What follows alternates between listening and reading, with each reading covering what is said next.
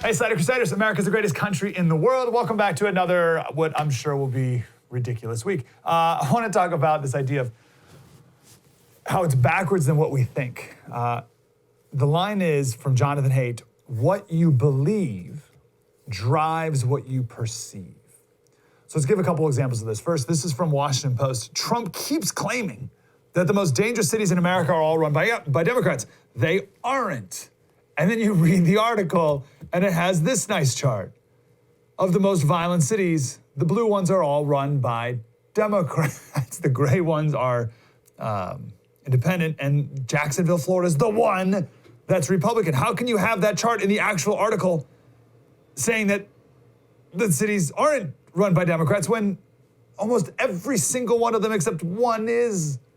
What in the world? This last weekend, ton of articles about Trump's speech at Mount Rushmore, which we're gonna talk a lot more in detail tomorrow, but how Trump's speech at Mount Rushmore was dark and divisive. That's the word. Every article was dark. It was dark. It was so divisive and dark and dark and dark. The senator from Illinois, Duckworth, who's on Biden's VP shortlist, said Trump spent all of his time talking about dead traitors. And there's a list of all the people he talked about. He talked about the Wright brothers and the Tuskegee Airmen and Harriet Tubman and Louis Armstrong and Ella Fitzgerald. Like, what are you talking, dead traitors? How can we be living in two different universes at the exact same time? So this is Jonathan Haidt's line. What we believe drives what we perceive. It's the opposite of what we think. So we would think in a rational world that we perceive reality, and then that dictates what we believe. But it's not, it's the other way around. We believe something first, and then that is the lens on which we see the world and therefore perceive the world. So let's prove this. Haidt gave a speech back in 2015. Jonathan Haidt's wonderful, by the way. You should read all of his books. They're fantastic. Not a conservative by any means, but a smart guy, important guy in our conversation. So he gave a speech back in 2015 about capitalism and the stories that people tell and are told and believe about capitalism. And what he said is what we believe about capitalism drives what we perceive about capitalism around us. So he shares two different stories. We'll start with this one here. I would argue that this is the one that I think most people believe. I would say most people believe. This is certainly the story that's being told in our schools. This is the story that your kids are hearing constantly. There's no doubt about that. So here it is. Once upon a time, work was real and authentic. Farmers raised crops, and craftsmen made goods with their own hands. But then, capitalism was invented, and darkness spread across the land as the smokestacks of the Industrial Revolution covered everything in soot. The capitalists became ever more skilled at extracting productivity from workers and pocketing the gains from their labor. The workers eventually fought back by unionizing.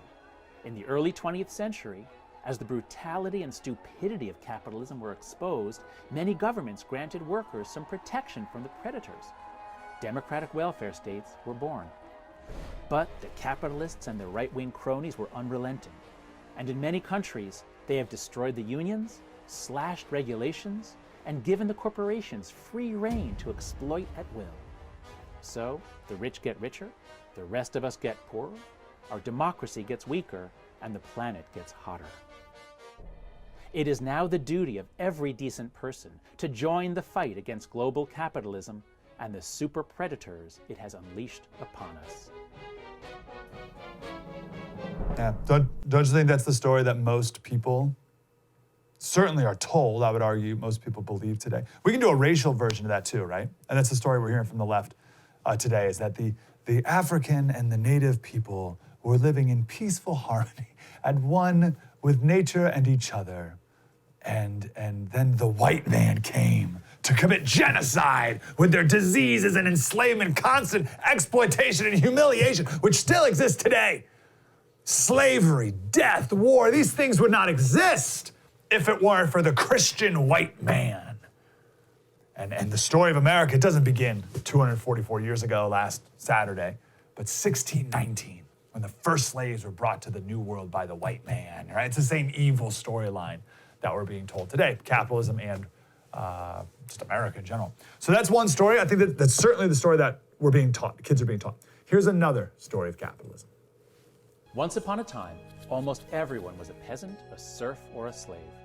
Kings and feudal lords took most of what people produced, so nobody had much reason to work hard.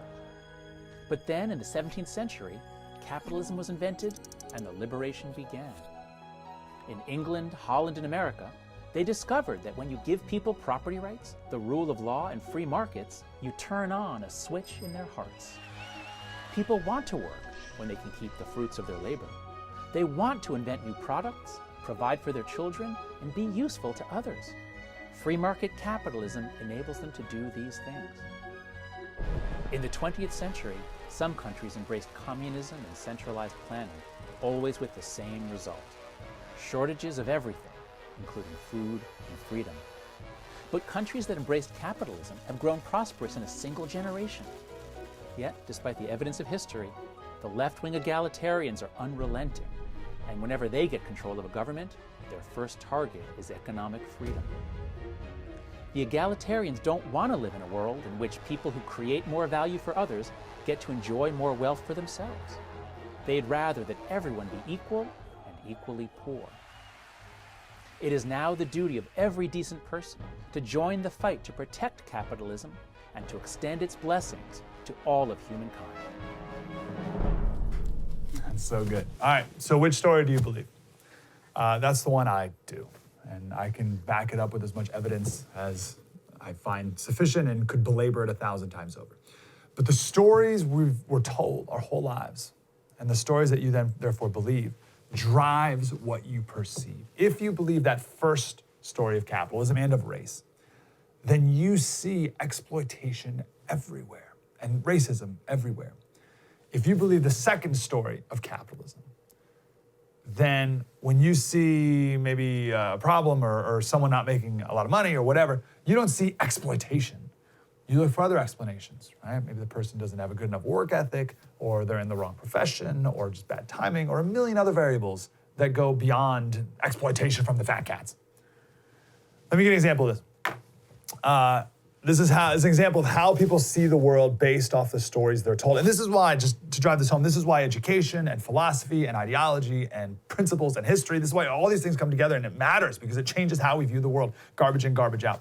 So there are, we've all heard the story, I should say. We've all heard the story of the woman who was driving down the road with a McDonald's coffee in her lap.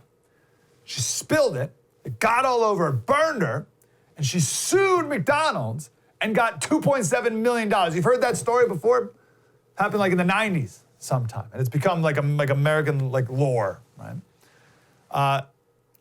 Haven't thought of that story forever until the other day. I came across this person on Twitter randomly who wrote this story randomly. By the way, her Twitter name is Abolish the Police. So you can see the ideology, like the group she's in, the lens that she has, the things she believes and how she perceives based on her Twitter handle. Here's what she says.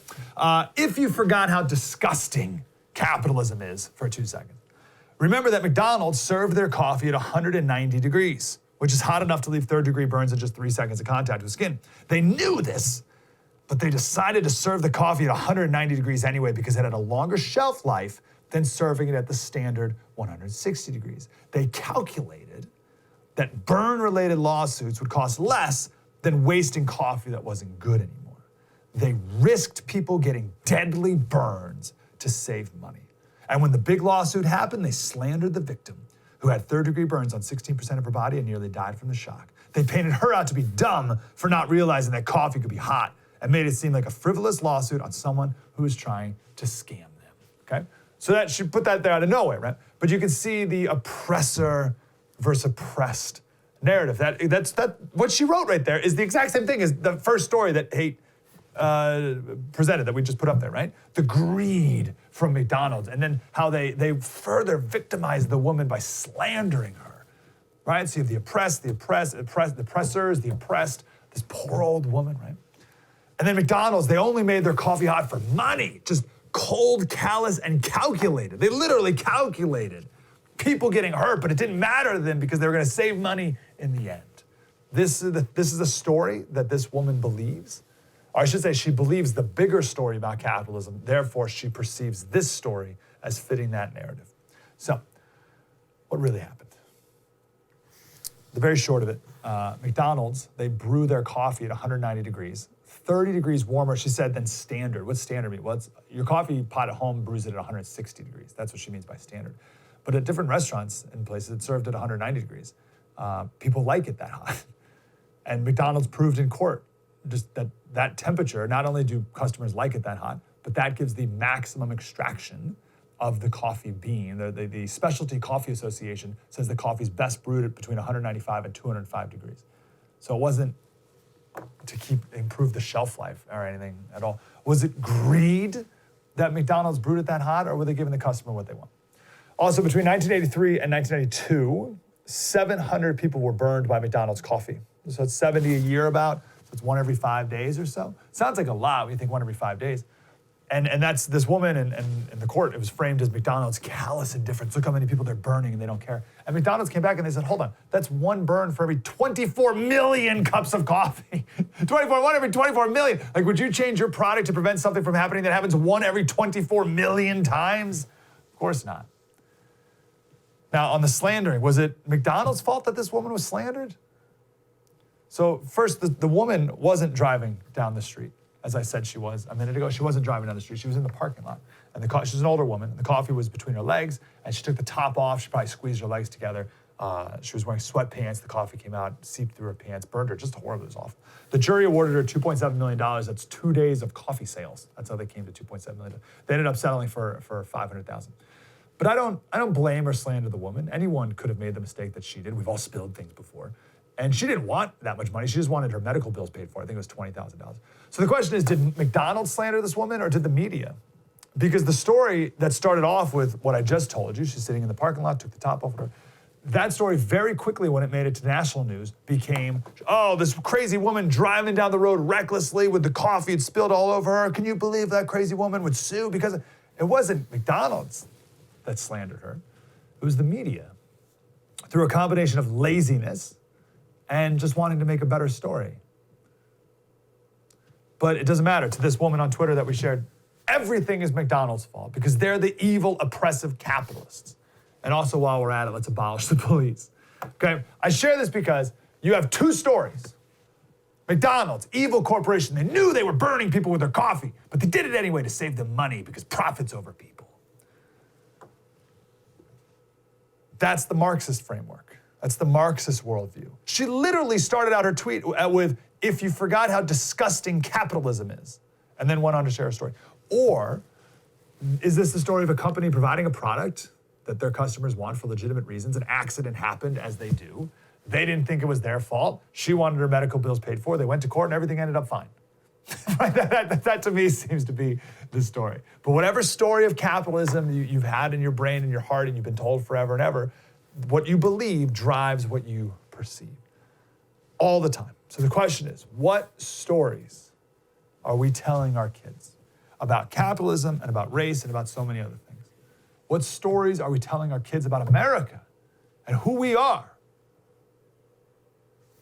Whatever stories you grow up believing, that's completely changes what you perceive today.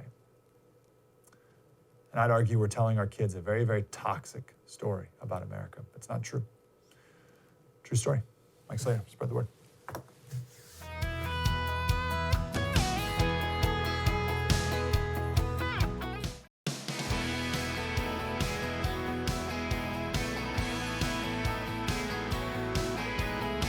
Hey, Slater Crusaders. Let's see if we can put all this together here in a couple minutes, because we've got Professor Vincent Racaniello coming up to give us our weekly update on COVID. We're going to talk about kids and the viral load that kids emit or not. We'll find out. First, let's start here with a C.S. Lewis quote. We've shared this quote many times before, but let's do it here. We all want progress, C.S. Lewis said. But progress means getting nearer to the place where you want to be. If you've taken a wrong turn, turning then to go forward does not get you any nearer. If you are on the wrong road, progress means doing an about turn and walking back to the right road. And in that case, the man who turns back the soonest is the most progressive man. There's nothing progressive about being pig-headed and refusing to admit a mistake. So this quote in the context is about the dangers of moving forward as an ends to itself, as opposed to moving forward to go somewhere good, right? If you're going forward to get to a place that's good, then yeah, of course. But if you're just moving forward for the sake of moving forward, then that's not getting you, that's not necessarily a good means, right? So you got to know where you're going. But today, the highest virtue is progress. The highest virtue, it's such a high virtue today that I'd argue the second highest virtue isn't just moving forward, but destroying everything that came behind you. Right? So you need progress and destruction, like super duper progress. Same thing during the French Revolution. Reign of Terror, Robespierre, 1793. They kill King Louis XVI. And then they start executing and cutting the heads off of like everyone. Right? Do you know how many people heads were cut off during the French Revolution? Just during the Reign of Terror, just a year or so, a little under, a little over, I forget. I would have guessed like 200 people's heads were cut off. Maybe like 500, 600, 800 people. 17,000 people were guillotined in a year. But that wasn't enough. They also had to destroy everything of the past. So they started the calendar literally over at year 1. So everything's gone. This is the new year 1. They changed the calendar to a 10-day week. They replaced the church with the cult of the supreme being. They cut the heads off the statues in Notre Dame Cathedral, thinking they were the kings of France, but they were actually biblical kings of Judah. So it's not too different from today, from the rioters defacing not only Confederate statues, but also like Frederick Douglass's statue and the 54th Regiment during the Civil War, which was a black regiment, right? They're just tearing everything down. And then in the end, Napoleon came to power, lost power, and then in comes King Louis XVII, right? So nothing happened in the end. So why did it go so poorly in the French Revolution? There's tons of reasons here. But if I may posit just one of them. The French Revolution had a very critical theory-based approach, as we've been talking about, that life is the oppressors versus the oppressed versus the oppressors. The people are victims of the elites with power. So if we just take power away from them, then we will usher in the utopia that we so deserve. When in reality, what happens if you have that mindset is the oppressed just then become the oppressors themselves. It's a tale as old as time. Hence Robespierre getting his head cut off. I read a speech the other day from Os Guinness. He talked about the difference between the American and the French Revolution. And he said one of the major differences was how they address wrongs, how they both addressed wrongs. So they both agreed, the American and the French Revolution, both agreed that there are wrongs and injustices. But in the French style, and with critical theory that we see today, what you look for is the majority and the minority, the oppressed and the oppressors. That's what you look, the people of power and the people who are the victims of it. Here's what he said. He says, this worldview is based only on power. So it becomes the new problem, replacing the old problem. And retaliation of wrongs answered by revenge goes on and on and on. And you have a Corsican blood feud writ large in the culture warring of America. And that's what we have today. It's all revenge, hate, anger, destruction. This has all been done before. There's nothing new under the sun. Critical race theory, Robin DiAngelo, her White Fragility book, there's no end to this ever. All right? There's nothing you can do. It's a works-based religious cult where you can't work hard enough to achieve full righteousness. Our local paper here in San Diego, the Union Tribune, they published an opinion piece the other day, and the headline was, thanks for the social media posts, now let's see some real anti-racism activism. And I was like, great, let's find out what that is. Let's find out what that looks like, right? This guy sat down, he wrote a whole editorial about it. I'm sure he's gonna give some examples. So I read through it. It was nothing. It was just a rant about how social media posts aren't enough. We were told you had to do it, but now we're told it's not enough, and it doesn't, there's no, so here's how it ends. I promise you, I'm not leaving anything out of this. Here's how it ends. So I'm asking you to do the hard work. If you feel attacked or called out by what you just read, I'm asking you to lean into that discomfort. Educate yourself about all the ways that you can be of help to this movement. I read that, I'm thinking, yeah, I'm trying. I made it all the way through the editorial, and all I've been told to do is be uncomfortable and do hard work and educate myself. I've read your article. Like, I was hoping you'd give me something in it, but there's nothing. And that's the point. There is no end. It's all just shame. There's no forgiveness. There's no redemption. Remember the very first Robin DiAngelo clip that we played? It was back in, I don't even know, like, I don't know, whenever this became like April or whatever.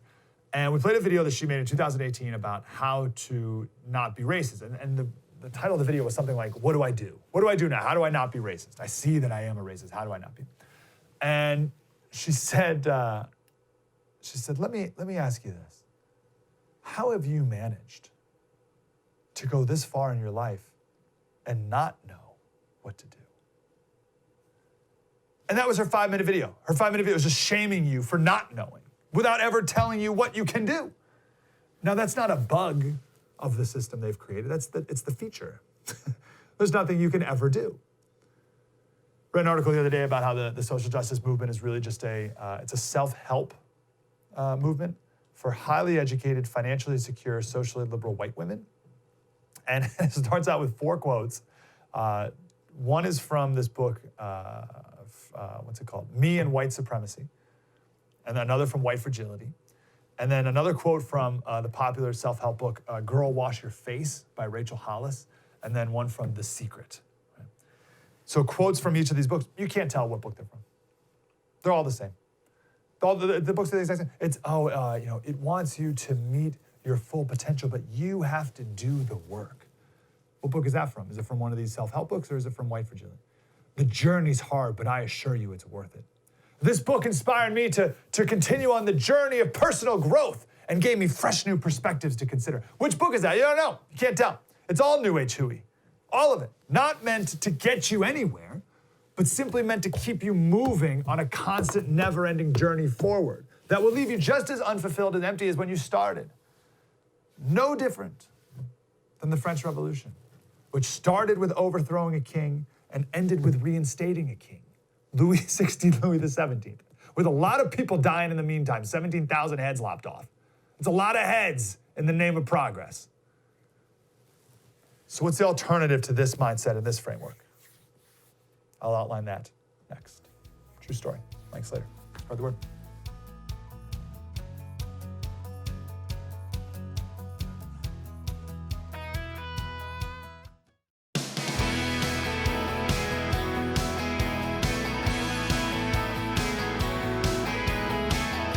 Hey, Slater Crusaders. So we just talked about one way that revolutions are, or I should say one foundational worldview for how a revolution is fought, and that would be the French Revolution. It's all a bit on revenge and hate and power of the oppressed taking over power against the oppressors, and then just being more of the same, right? That was the French Revolution.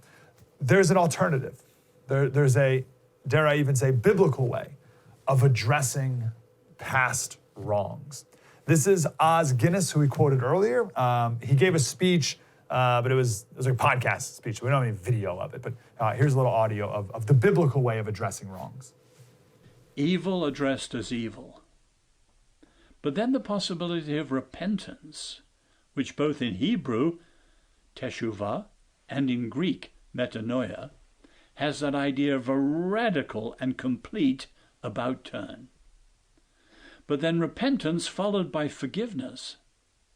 Forgiveness freeing and cutting off the past completely.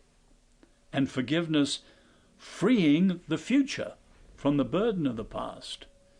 And so you work towards finally a reconciliation in which enemies can be made truly friends, as Abraham Lincoln used to say, and as we see very much in the early church. Man's a genius. So one revolution is based on hate and rage and revenge and power and destruction. You'll often hear it as disruption, but they really mean destruction. Another revolution is based off of repentance and forgiveness and ultimately love, or I'd argue it actually starts out with love and then ends with reconciliation anyway. Totally different worlds. And we're seeing it every day, as Os Guinness says here. We're seeing it every day with critical race theory being played out. and nothing and no one appealing to, as Lincoln said, are better angels in Lincoln's first inaugural address. Any revolution that is where you see the leaders wanting more power, you got to throw a flag on the field on that one. You notice our founding fathers, they weren't about more power, right? They didn't want power for themselves, quite the opposite with George Washington, quite clearly, not wanting to be king, right? They wanted power away from tyranny, not more tyranny for them, right? Now, Os Guinness, he says, people blame the president for all this, but he's not the cause, he's the consequence. Some people blame the media, but they're just a reinforcement, they're not the root. Some say it's a clash of cultures, right? The coast versus the heartland, that's one that I always go back to. And Oz says that's partly true. Some say it's nationalist versus globalist, and that's partly true too. But then he said the deepest division of all is the division of those who understand the republic and freedom from the perspective of 1776 and the American Revolution, which he says was largely but not fully biblical, and those who understand America and freedom from the perspective of the French Revolution and its errors, H-E-I-R-S, like errors, not errors, although there were plenty errors as well. So what does that mean? It's about each revolution's worldview, and more specifically, their perspective on humanity, right? The American Revolution was led by people who understood that man is fallen. Man is broken. Man is not to be trusted.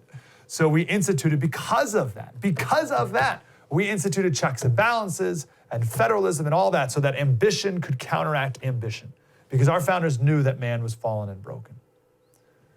The French Revolution had a much more utopian, progressive worldview. Rousseau had this idea that man is born free, tabula rasa, perfect blank slate. Yet, Rousseau said, everyone's in chains. Man's born free, yet everyone's in chains. So all we have to do, the French said, and today, same thing. All we have to do is remove a few chains, and then everyone will be happy and free and fulfilled. It's total nonsense.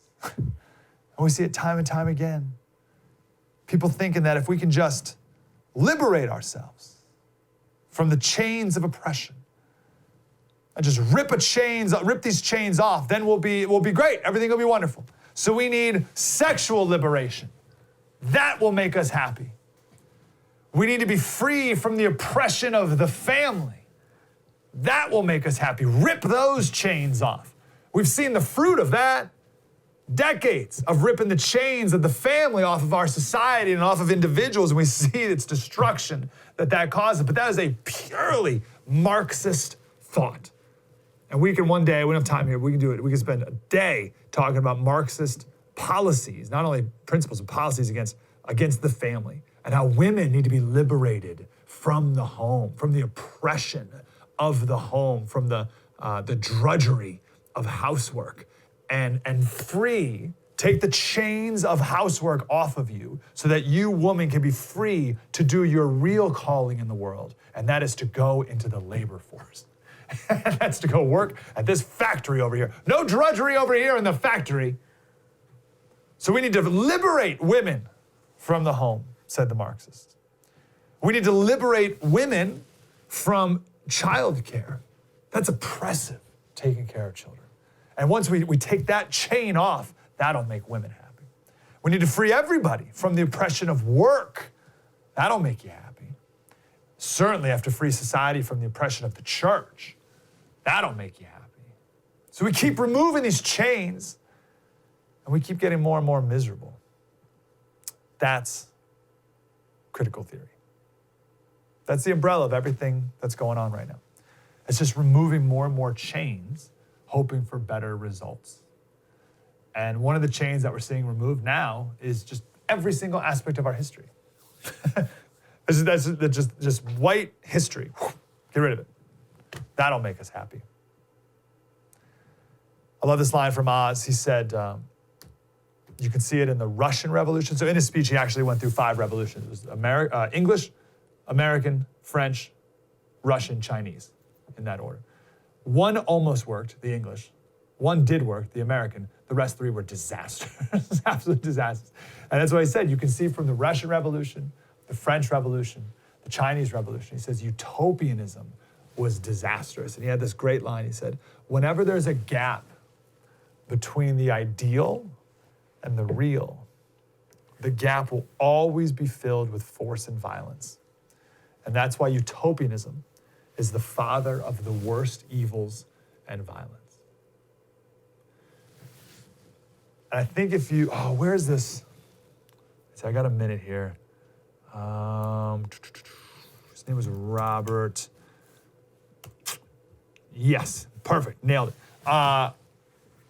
There's this idea today going around. I think most people have it that people are inherently good, and it's a very Rousseau view. And Robert George, he's a professor at Princeton. He says, I sometimes ask students what their position on slavery would have been had they been white and living in the South before abolition. Guess what? They all would have been abolitionists. Isn't that amazing? Every single one of them would have. They all would have bravely spoken out against slavery and worked tirelessly against it.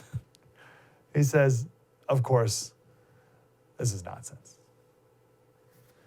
The worldview you have, and then to go back to the first segment of the show, the stories you believe completely change how you perceive the world and then act in it. The highest ideal, the greatest example of it working for good is the American Revolution. And just add to the list another thing that progressives want to destroy today. Coming up next, Professor Vincent Racaniello from Columbia University. We talk to him every Monday about COVID, the latest. We'll get the latest from him next. True story. Mike Slater, spread the word.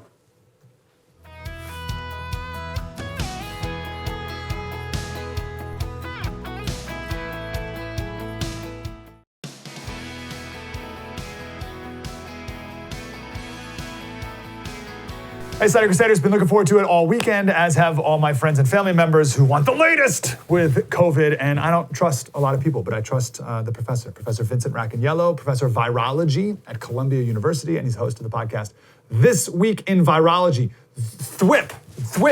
What do you call it, Professor? Twiv, man. It's Twiv. Twiv. Yeah. That's right. TW, not TH. Twiv. Also, you have the best podcast intro of any podcast I've ever heard. It's the professor coming in, like saying hello, and then it's like this like hard techno beat for like 4 seconds, and then boom, right into the podcast. It's great. It's my favorite intro. Thank you. Professor, let's talk about viral loads in kids and people of different ages. What do we know? All right, so there's a lot of talk about this, right? Because people are starting to think about going back to school in the fall. And so what's going on with kids? We know, first of all, there's a lot of rumors. So let's get it all straight. First of all, kids get infected, but they seem not to get mostly serious illness. Now, there's always exceptions, right? There's some rare kids who get sick and even die, but they get sick way less than do older people, okay? So that's fact number one. And the question is, are they just getting infected less? That's one question. And the second question is, can they transmit? All right. And a lot of schools are saying they don't transmit, and that's a justification for opening schools. Now, I think we should open schools, but I don't think that's correct to use that as an excuse. So first of all, kids get infected just as often as anyone else does. It seems the numbers support that. And so kids are getting infected. They're just not getting sick for whatever reason. And they're shedding. If you look at virus being shed from the nose, which is the way it's spread mainly to other people, they're shedding quite a bit of virus, as much virus as an adult who's infected. So they're clearly able to transmit. So if you read anything that says that kids are infected less, that they don't transmit, that's wrong, okay? As far as I can tell from the science, they do transmit. And so when we bring them back to school, we have to do it wisely. There was talk on your podcast with some of the guys there about, there are two conversations. First, how they measured that. Right. Can we start with that? Like, how do you measure that properly? Right. So, you put a swab in the nose to measure, to get a swab of the virus, right? And then you put that in the tube, and you can measure it two ways. You can do what we call PCR, which just amplifies the nucleic acid, the genetic material of the virus. But it doesn't tell you if there's actually infectious virus there.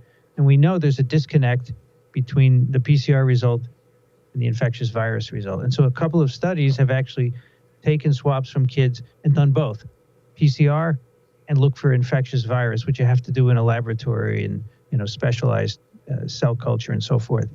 And, it's not all RNA is infectious. And so what we find with these kids is that they are indeed shedding infectious virus for a certain number of days.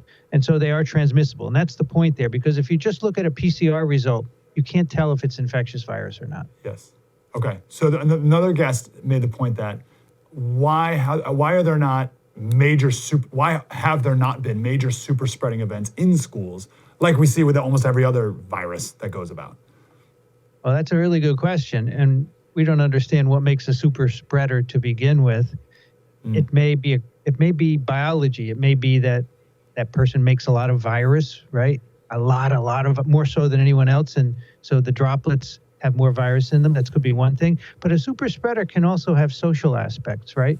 A super spreader. So in SARS-1, there was a famous doctor who treated some patients in Hong Kong, in China. And then he flew to a hotel in Hong Kong and he infected 10 people from 10 different countries, right? And he was a super spreader. Jeez. But the fact that he went to this hotel is part of it, right? And these kids are sitting in class, right? They don't have many social interactions. Of course, as you get into high school and college, you get more and more social interaction. So that could be part of it, that your network of interactions also helps you to be a super spreader. And maybe the kindergarten kids are sitting there scared in their chairs. They don't have the opportunity to infect many people. Yeah. Okay. All right. Interesting. So why do you conclude that we should go back to school then? Is it more socially because people got to get back to work and stuff? So I'm becoming more and more realizing that we can't shut down our world every time there's another outbreak, right?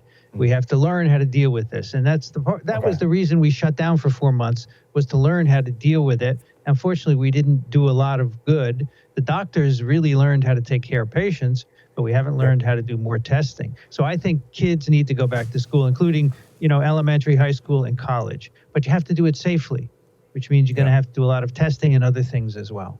Okay, that's very fair. So you kind of touched on something we talked about last week, where our treatment in the hospitals is getting much better, but our vaccine development's not progressing as quickly as certainly we hope. So you tweeted out the other day from Milken Institute, 172 vaccines in development, and only, I just did a rough count a second ago, maybe something like 14 in phase 1 of 4. There's 4 phases, is that right? 3 phases. 3 phases. What do you get from that? And it's a very nice, colorful chart. There's all these different types of vaccine categories. Mm-hmm. What do we need to know about that as a regular walking around person? So the fact that there are a lot of different categories being explored is good, because you don't know which one's going to work. And some of them have been tried before and others are brand new. So I think that's fine. As you mentioned, very few of them are in people, which is unfortunate, but that's a fact that comes from the fact that we're catching up, right? We started in January when we first found this virus, and that's the best that you can expect. What I don't really like is that most of these vaccines are targeting the same part of the virus, a very small part of, not the whole virus, a very small part of it. And I'm not sure that is necessarily the right answer. And so I'm worried about that. You're saying because we may be missing an opportunity to attack the virus from a different angle, you're saying? Yes, absolutely. So we have one protein in most of these vaccines, and the virus has a lot of proteins, and we may be missing those. So we got to be more like Luke Skywalker and find that one point of the Death Star, as opposed to attacking from the same angle every way. I see what you're saying, Professor. That's a good way to put it. And these people think they found it, but I don't agree with them. Okay, we need more Luke Skywalkers out there like you. That's right. Okay, so I'm in a weird place, Professor, because I try not to read the news about this until I talk to you, but headlines keep coming to me. Fauci, this is Bloomberg. Fauci says new mutation may speed the spread of coronavirus. That's a perfect headline to cause fear. What's the truth with spreading? I'm going to write a post this week which says ignore the headlines as far as that goes. I'm sorry. I love Fauci. I think he's off on this one. There's a mutation, but we don't know if it's increasing spread. There's no data that says that. There's some experiments in the laboratory, which in my opinion don't mean anything about people. So I think that's wrong, and I would not worry about it. And even if it were right, what would it matter? It doesn't help us either way because we still need a vaccine. But I don't think that's right. Okay. Good to know. I've been hearing. My instinct is that people are a little trigger happy with like viruses right now. So I've heard about a potential of a new swine flu PNAS study from China that there's like another one coming. What do you know about that? Yeah, so we talked about that, I think, earlier in the week. There's pigs get our influenza viruses.